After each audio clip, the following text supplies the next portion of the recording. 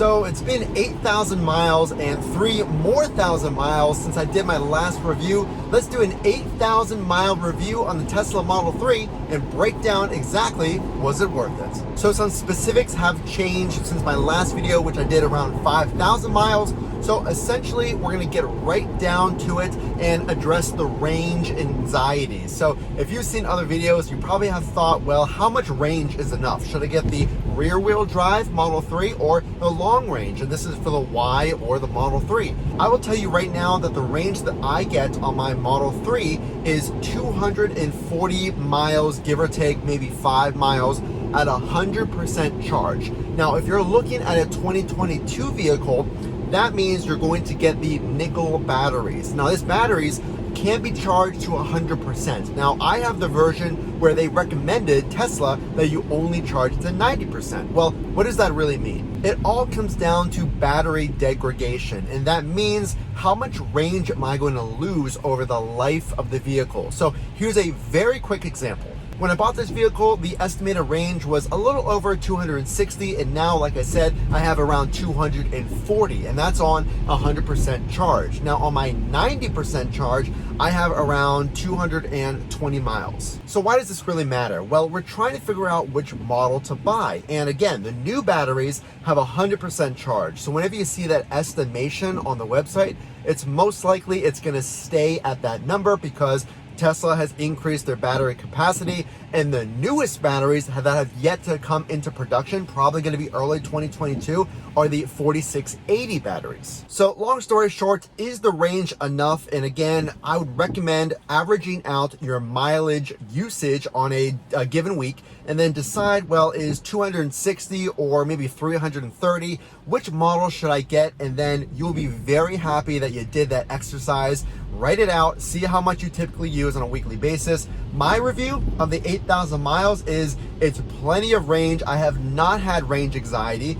It definitely has been enough for me as far as my daily commute, and I have not charged as much as I thought I would. I thought that I would be stopping for emergencies or maybe having to look up a supercharger because I was out in the middle of nowhere, or I would basically be at an empty charge. Well, if you know on average how much you drive, whether it's to work or whether it's for errands, you really should be able to plan ahead. And that's the amazing thing about a Tesla.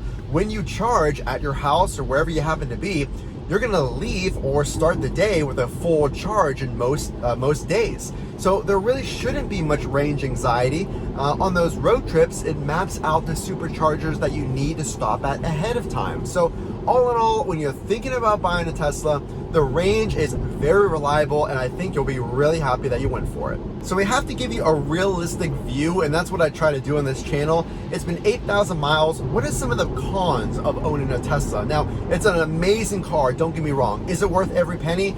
I think so. But the downsides that I've seen are this. So since my 5,000 mile review, I've experienced more rock chips on my car, and this time it's been on the hood of my car. I have no idea how gravel gets up there, probably from trucks in front of me, but more paint chips on my white Model 3. Now, they do sell a paint repair kit, I think for 50 bucks, but all in all, the only downside, I will say the only downside, are the paint chips that I've now seen, and I can only imagine what my car is gonna look like after 30,000, 50,000 miles.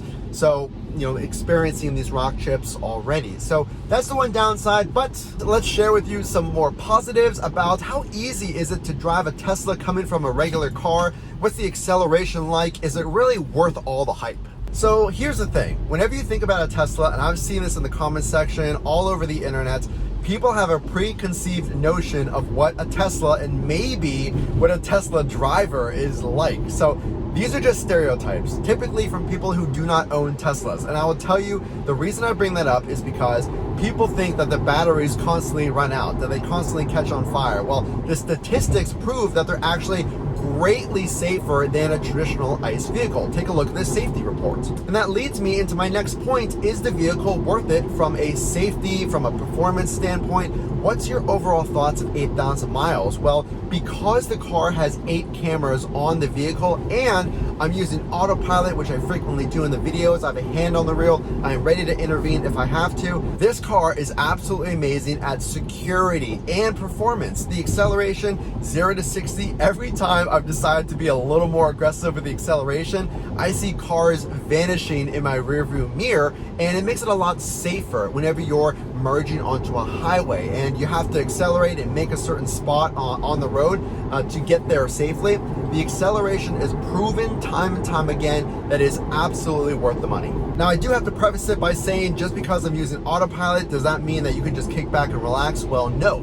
You do have to keep your eyes on the road and a hand on the wheel like I do, but the autopilot is absolutely amazing. And when you're coming from a traditional ICE vehicle, is it worth it? Is it worth autopilot? Is it worth getting full self-driving? Well, I think that autopilot is so good at this time, unless you really want to spring for it, I don't think you really need full self-driving. What that does is allow you to let the car take over at stop signs, at traffic lights, and it'll make turns for you. But autopilot will keep you a safe distance from the car in front of you, keep you at your current speed, avoid collisions, which again, we're talking about that security. A Tesla is one of the safest cars on the road, and autopilot is a big part of that and a big advantage. And from 8,000 miles of driving, I would not know what to do without it. It's amazing. So in 8,000 miles, another thing that I've noticed is the lack of maintenance. And this is an amazing part of owning a Tesla. If you take one thing away from this video, I really want you to hear this, is the lack of maintenance. No oil changes. I pass by so many gas stations, so I'm saving money on the charging versus the gas prices nowadays. And I spent $25 for 8,000 miles of maintenance because there was a screw in my tire. And that was the only thing over this many miles that I had to replace. Now, of course, your tires will wear down as usual. Your brake pads will need replaced. But as far as missing those oil changes, I do not miss them one bit in the hour or more, depending on if you're dropping your car off, that I don't have to do anymore. So as far as maintenance, something else I have noticed a lack of, and there's more money in my pocket now because of it. So, okay, 8,000 miles, it sounds pretty great. There's been some cons, but should you get a Tesla? Right now, when you're watching this video, the prices are very high. Yes, there's a lot of up in the air with the EV tax credit. Even if you're watching this in the future, is it really worth the price? I mean, these cars, even at the regular prices a few months ago, are very expensive. Well, think about this. This is an investment up front. I can't repeat that enough. So you have a peace of mind of leaving your home every single day or after you charge with a full charge to get where you have to go. The maintenance is lower. The performance is better. The style, in my mind, is so much far beyond a traditional ICE vehicle. You're connected to the supercharger network. There's over-the-air updates. I could go on and on. So I understand it's a lot up front. You're putting down $4,500. Is it worth it? Well, the fun in driving this car and the safety that you get and everything else, I think you'll be pleasantly surprised.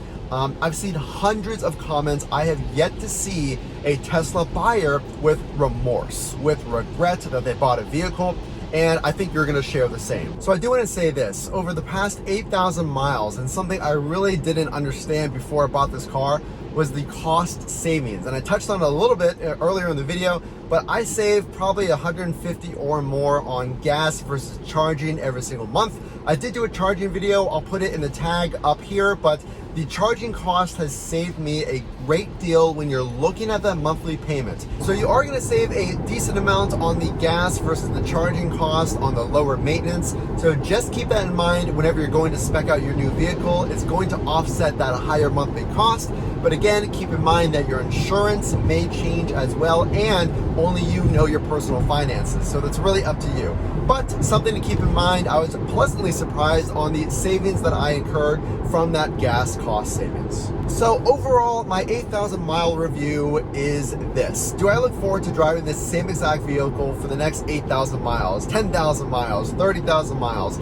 Absolutely. The only way I would trade in this car is for another Tesla. And I have my eye on that Cybertruck, so we'll see. So if you like this content, the only way I know you enjoyed it is to drop a like, so make sure to do that, and subscribe to get all the EV tax credit updates, new feature videos and reviews. And again, this is Matt from Funk to Trunk, and we will see you in those next videos.